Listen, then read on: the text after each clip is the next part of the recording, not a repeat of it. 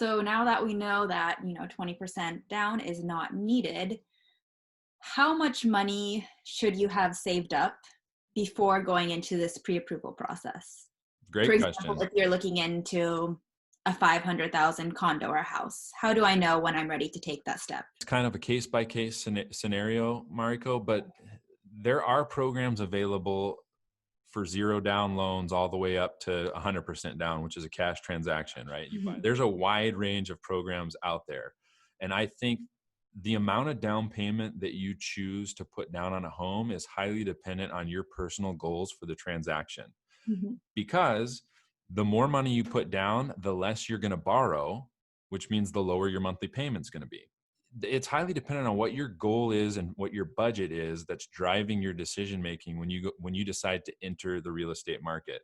Mhm. But don't be discouraged if you feel like you want to have a certain amount of down payment set aside and you feel like you can't get there, because there is a feeling of desperation for a lot of our clients and a lot of people in this market, because it's like every time they feel like they're getting close, houses get more expensive or whatever the case may be, right? Mhm. Like there's that ever never ending challenge. So don't be completely discouraged, if you don't feel like you're all the way there. But again, it's highly dependent on what your goals are for the transaction.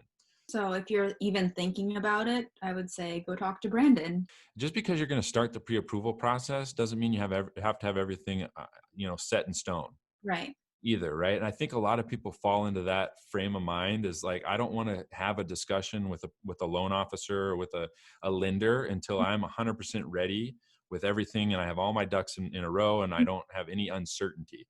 The Right. whole point of the pre-approval process, at least from my perspective, is to create that experience where we identify your goal and we walk through the process together Mhm. to arrive at that goal. Like, Right. it's a fluid situation when you're going through the pre-approval process. Obviously, the end goal is to be financially ready to buy the house that you want to buy. But during that pre-approval process is where we can really get to know you and your Mhm. financial situation so that we can help give you expert guidance to help you achieve your goal. Because at the end of the day, like, I'm happy when you're happy because you got to buy the house that you'd always had your eyes and your dreams set on. Right.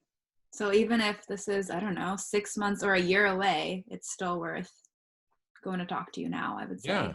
It takes a long time Yeah, I to mean, I'm always open to conversation about you're great. home ownership. Like, it's why I do what I do, because I'm passionate about it and I get excited about it. And people make fun of me because I really like the math part of it.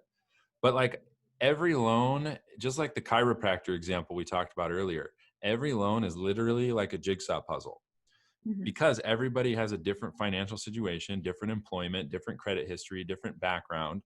Mhm. So putting all the pieces together is what I really love about it, because it's never the same loan twice. It's always Right. a different experience. And I get to Yeah. walk through that with the client, and it's amazing.